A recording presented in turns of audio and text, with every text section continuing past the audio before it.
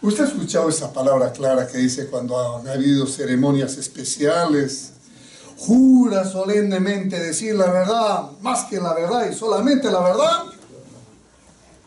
Siempre hemos escuchado, ¿verdad? Este juramento. Es para darle más que nada seriedad a lo que uno está diciendo. Hermanos, en un juicio criminal realizado el 2 de febrero de 1935, Leonard Keeler era un profesor de la Universidad de Northwestern. Él dice que no estaba convencido de que el juramento que se usaba en las cortes para juramentar los testigos fuese suficientemente para obtener la verdad. ¿Por qué digo? No sé si ustedes han podido escuchar incluso en nuestros países cuando dice, ¿jura usted? Juro por Dios y por la plata, por la patria. Hay una confusión que muchas veces Dios permite que suceda. Yo he podido apreciar esto en mi país. Gente que jura bajo la Biblia, por Dios y por la plata, y no por la patria. Entonces vemos acá que este doctor vio que esos juramentos que se hacían en la corte, él lo veía algo así turbio, que no era realmente algo que salía del corazón del hombre para decir una verdad. ¿Y sabe a qué lo llevó? A estudiar en una manera concreta cómo poder llegar a esta gran verdad. Su convicción de este hombre era tan débil que pasó, dice, 10 años estudiando para ver una maquinita que él pudiera producir como una herramienta para identificar. ¿Y sabe lo que él fabricó? Un polígrafo, que era algo así al comienzo como un tipo de instrumento quirúrgico que se podía utilizar en un hospital. Pero sin embargo, era un dispositivo que podía ayudar. Pasa el tiempo. Hoy en día se ve en los juzgados estos aparatos que ya no se usan. Usted ha visto en algún momento que cuando hay juicio que se ven estos polígrafos para ver si dicen la verdad o no, ¿no? Dice que en Estados Unidos, en la mayoría de los estados ha sido prohibido, porque realmente no da resultado. Pero mi pregunta es ¿por qué? De acuerdo con el artículo en las manos de un examinador habilidoso, dice, un examen poligráfico puede ayudar a determinar si alguien está diciendo la verdad. Es una palabra, sí, pero el gobierno muchas veces lo toma como que estamos coaccionando a la persona y por eso no se usa. Bueno, Cristo, realmente cuando vemos nosotros, dijo una palabra muy clara en estos versículos que se han leído, dice, no juréis en ninguna manera, no tienes que jurar por ninguna manera. Y dice el versículo 38, perdón, 33, 34, habéis oído que fue dicho a los antiguos, no perjurarás, sino cumplirás al Señor tus juramentos. Y él dice, pero yo os digo, no juréis en ninguna manera, ni por el cielo, porque es el trono de Dios, ni por la tierra, porque es el estrado de sus pies. Amados hermanos, acá vemos entonces que Jesús estaba ampliando la ley que regía a los juramentos, de modo que incluía todo tipo de juramento que podía conducir ¿a dónde? A la blasfemia. Toda conversación entonces debía de ir directamente al grano y a los hechos y no estar repleto a juramentos. ¿Cuántas veces nosotros hemos visto esto? Te juro, mi amor, que vamos a estar contigo comiendo pan y cebolla hasta que la muerte nos separe. Lamentablemente sucede. Pasan 2, 3 años y ahora está de moda qué cosa el divorcio. ¿Y dónde está ese falso juramento? Hasta hay canciones que se han hecho. Y Dios nos dice bien claro que nosotros no debemos de jurar. ¿Por qué el creyente no debe de jurar? Amados hermanos, porque dice que la palabra es recta, en mi corazón. La palabra debe de formar mi carácter como una garantía de que lo que yo digo a través de la palabra del Señor es Cristo reflejado en mi manera de actuar en esa forma. Ahora, en este pasaje, ¿qué es lo que podemos nosotros ver? Primeramente, la persona no debe comprometerse si no va a cumplir. ¿Cuántas veces nosotros hemos comprometido? Sí, que lo voy a hacer. Y a la hora de los lodos, no hemos hecho nada. En cualquier detalle que usted se ponga a pensar en la casa, en el trabajo, en la escuela. Y bien claro es el versículo 33. No perjures si no lo vas a cumplir. ¿A quién le está diciendo el Señor? A cada uno de nosotros.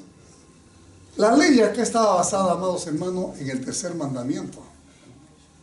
Prácticamente en Éxodo 27, en Levítico 19, 12 y en Deuteronomio 23, 23. O sea que hay material. Mire, se profanaba el nombre de Dios cuando, por ejemplo, un testigo en un juicio usaba el nombre del Señor para dar un falso testimonio. Esa es la razón. Profanamos el nombre de Dios cuando nosotros no cumplimos lo que hacemos.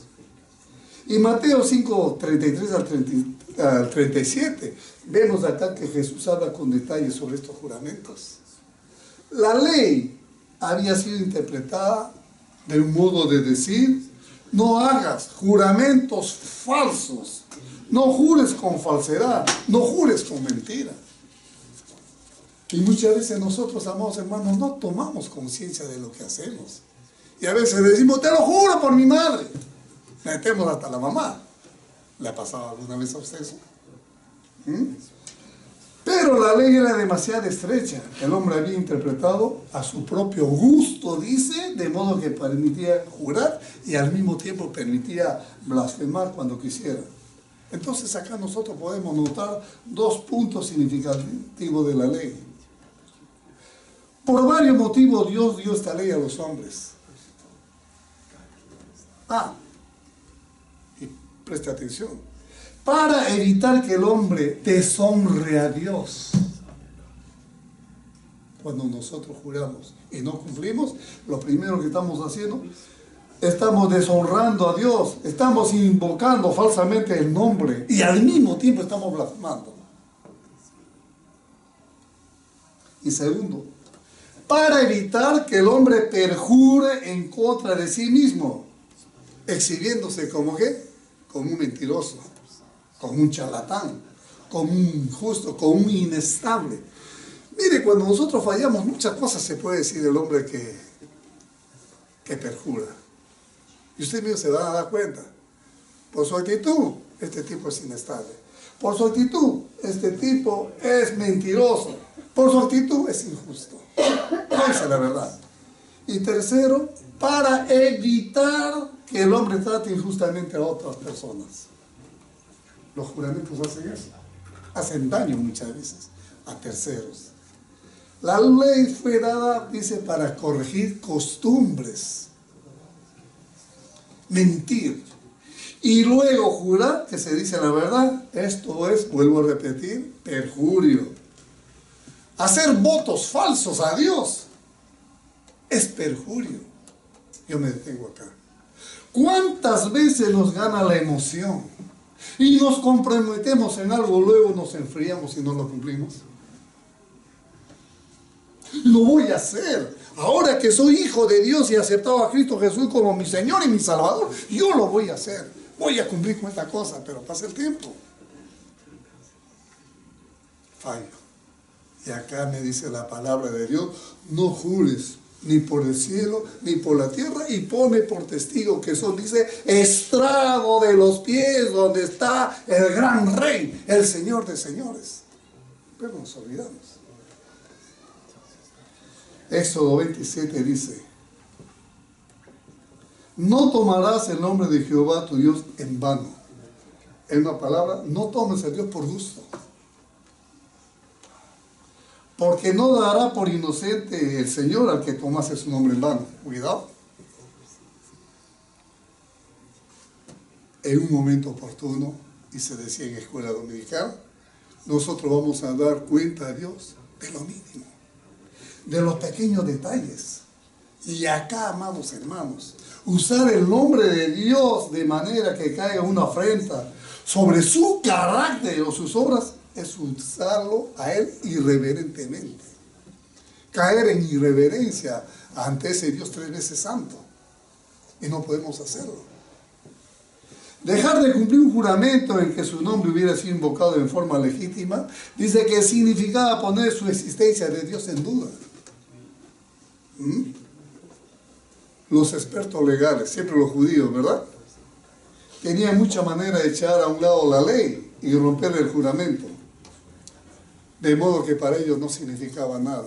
Pero bendito sea Dios que ahora nosotros tenemos la palabra del Antiguo Testamento y tenemos, por ejemplo, práctico, Cristo Jesús, que Él ahora nos dice a nosotros: no hagas esto, no te metas en estos asuntos, no te comprometas si tú no vas a cumplir.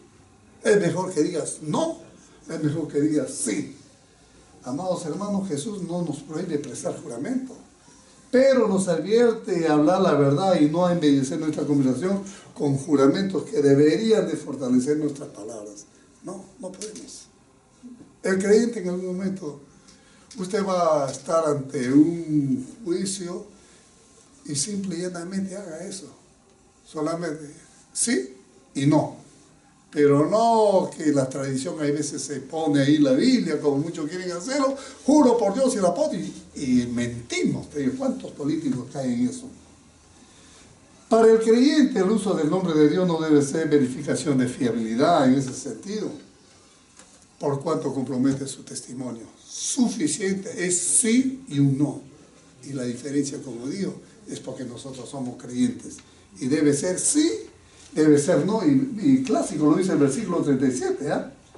Pero vuestro hablar sea un rotundo, sí, un rotundo, no, porque lo que más de esto, de mal procede. Así que solamente tenemos que hacer lo que nos dice las palabras. Y las Escrituras dicen que es mejor no hacer votos para hacerlo y no cumplirlo. Y hemos hablado también bien claro en Eclesiastés 5:45, ¿verdad? Cuando a Dios le hagas promesas, ¿qué dice? Cumple lo que tú prometas. Es mejor que no prometas a que no cumplas. Y bien claro dice, porque Dios no se complace con aquello que no cumple. Eso se llama perjurio. Y la razón es obvia, el voto convierte a una persona, amados hermanos, en deudor. Y somos deudor ante quién, ante Dios, realmente. En otras palabras, la persona está en deuda con el cumplimiento de ese voto.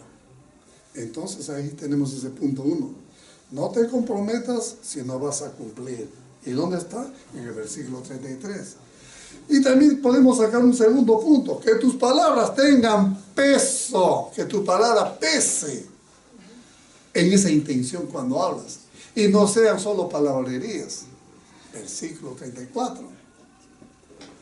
El verdadero significado de la ley es este: no jure de ninguna manera. Dice, no blasfemes de ninguna manera, no jures ni maldigas de ninguna manera, no jures, no hagas esto. ¿Pero por qué? ¿Hay alguna razón? ¿Hay alguna razón para que Cristo nos diga esto? Lo hemos visto. El cielo es el trono de Dios. Dice que es el lugar donde manifiesta Él su gloria. ¿Entendemos esta verdad nosotros? Y también lo podemos ver esto en Isaías 66:1. Jurar por el cielo o maldecir por el cielo es jurar por Dios y maldecir a Dios. Por eso que Jesucristo nos dice que tu palabra sea sí, no. Y Santiago 3, del 11 al 13, dice claramente, y nos hace una preguntita. Mire usted, ¿puede acaso brotar de una misma fuente agua dulce y agua salada? Esas dos comparaciones. ¿Acaso puede dar aceituna una higuera o una higuera una vid? Mire la comparación. Pues tampoco una fuente de agua salada puede dar agua dulce. ¿Quién es sabio y entendido entre ustedes? Que lo demuestre con su buena conducta mediante sus obras hechas con la humildad que le da sabiduría. Un sí, un no rotundo. Que se hable de quién eres tú ante la sociedad, ante la gente que te rodea o ante tu propia familia. Si usted no está bajo tu control, que sabes, hermano, no te comprometas. Que no salgan tus emociones. Sí, te prometo que lo voy a hacer. Porque al final vamos a caer como mentirosos.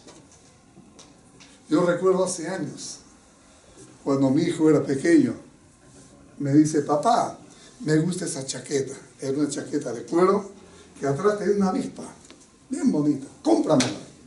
Realmente yo no tenía el dinero en ese momento para comprarlo. Le dije, hijo, no ahora, después te lo compro. Dame un tiempo. Pasó el tiempo y efectivamente le compramos la chaqueta. Ahí está. Tenía que esa promesa que le había hecho a él, llevarla a una realidad. Porque después, mire, los niños muchas veces dicen, papá es mentiroso. Me dice una cosa y hace otra cosa. Mira, y al final, ¿qué pasó con la chaqueta? La perrita se la comió. Pero, a lo que vale, hermano, nuestro juramento debe ser un sí y debe ser un no. ¿Ya? Es mejor, si tú no sabes que no vas a cumplir, no firmes tampoco ningún documento. No te comprometas. Y a veces nos pasa esto a nosotros, amados hermanos. Quiero comprar una lancha, por ejemplo, porque me gusta a mí irme a alta mar, y no leo las letras chiquititas del contrato. Y en el contrato me especifica ciertas cosas que al final, cuando me doy cuenta, yo no sabía que tengo que pagar tantas cosas. No tiene que pagar, porque dice que también hasta cuando se mete al agua tiene que pagarlo. Tiene que pagar la inscripción por tener este bote y tantas cosas por usar el mar. Pero yo no lo había leído. Ah, pues no firmes si no lees todo. Esto es los mismos contratos hoy en día. En una casa, en un carro, en todo. Tenemos que tener mucho cuidado. Por eso es que nos dice que nosotros debemos tener cuidado. ¿Qué es lo que firmamos? ¿Y por qué? Porque dice que hay una consecuencia. Y el versículo 37 lo dice. Consecuencia de hablar en vano. Para el hombre su hablar debe ser un sí y debe ser un no. Y esto, vuelvo a decir, es bíblico. Nuestro hablar manifiesta, hermano, qué tipo de personas somos. Esta palabra surge entonces de qué? De un carácter, porque en ella hay juramento, hay garantía. Yo cuando juro es porque tengo un carácter, tengo una garantía que estoy poniendo a prueba. Cuidado. Esa palabra no debe surgir entonces por así, sino de ponerlo de por medio a Dios. Y el hombre de Dios debe de decir más que lo que enseña la palabra. Si lo haré o no lo haré. Esas son mis palabras. Lo voy a hacer. Su hablar debe ser entonces de acuerdo a esto como honesto. Mi hablar debe ser claro. Mi hablar debe ser directo para que nadie cuestione mi palabra. En la misma iglesia. Mire, el pastor dice una cosa, está haciendo otra cosa. Qué mentiroso es, ¿verdad? Caemos en eso. Y no solamente caemos en eso, muchas veces caemos y damos mal testimonio de lo que Dios está haciendo en nuestras vidas. Lamentablemente, amados hermanos, en este mundo caído, sobre todo, como decimos, en la política de nuestros países, juran y perjuran en la manera que ellos quieren por conveniencia. El creyente no puede vivir por conveniencia, debe de vivir por gratitud a lo que Cristo ya ha hecho en la cruz por nosotros. La persona jura o blasfema porque su carácter en algún momento va a ser cuestionado. Vea usted a nuestros líderes, que hoy en día estamos cuestionándolos, acá mismo en Canadá. Porque han dicho hacer una cosa, han prometido para sacar los votos, y al final, ¿qué han hecho? Nada. Por una razón o por otra, hermanos, los juramentos hay veces sale de un corazón engañoso, de un corazón humano, y en antes se decía engañoso es el corazón, ¿quién lo conocerá? Pero el hombre de Dios debe de tener lo contrario. Y en Marcos, en Mateo 12, 36 al 37, Jesús nos dice, seremos juzgados por nuestras palabras.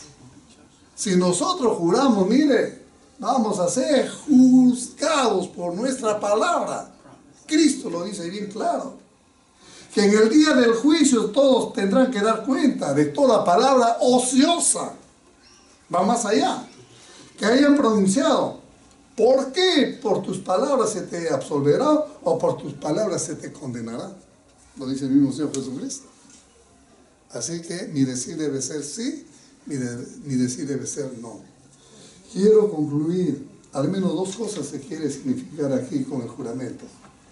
Primero, el hombre tiene que jurar porque el mundo es malo.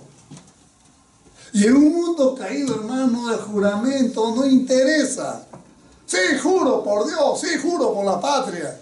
Y son los primeros vendepatrias. Segundo, el hombre jura porque él es malo. Y lo sabe, por eso jura para acentuar su verdad. ¿Qué nos dice? Quiero hacer una ilustración.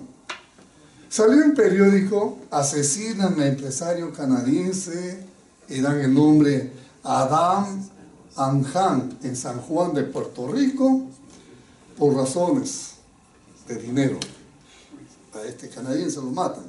Y dice que Charvel Vázquez está acusado a nivel federal por mentir ante el jurado en la investigación del asesinato de este empresario.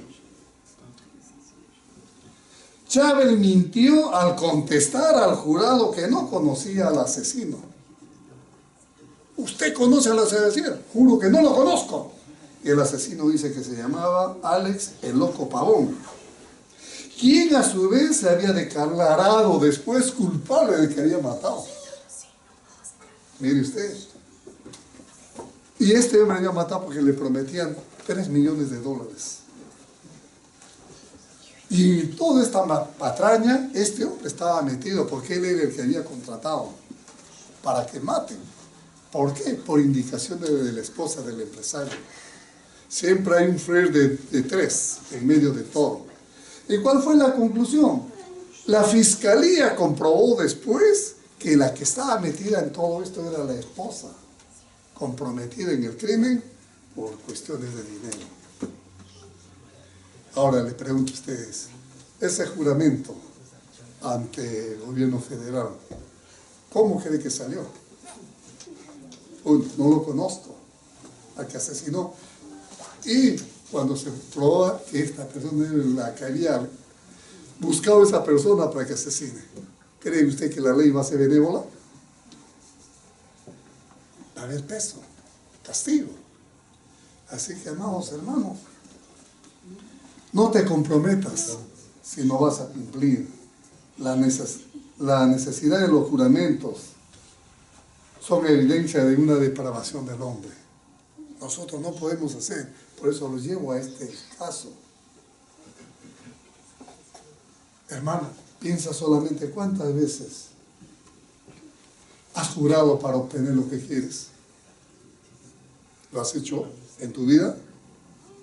Pero ahora tenemos las escrituras que nos dicen que no debemos de hacerlo. Analícelo. O analicémonos para no caer. Que nuestras palabras entonces tengan peso, tengan intención de ser verdad y no palabrerías. Que no nos confundan como el mundo. El mundo jura y perjura porque no conoce a Dios. Nosotros somos adquiridos con la sangre de Jesús para dar testimonio vivo de lo que es Él. Así que cuando este pasaje vemos que acá Cristo lo pone en este párrafo, es para darnos este tipo de enseñanzas y para ver que nuestras palabras tengan peso, tengan garantía, tengan solidez en todo lo que decimos.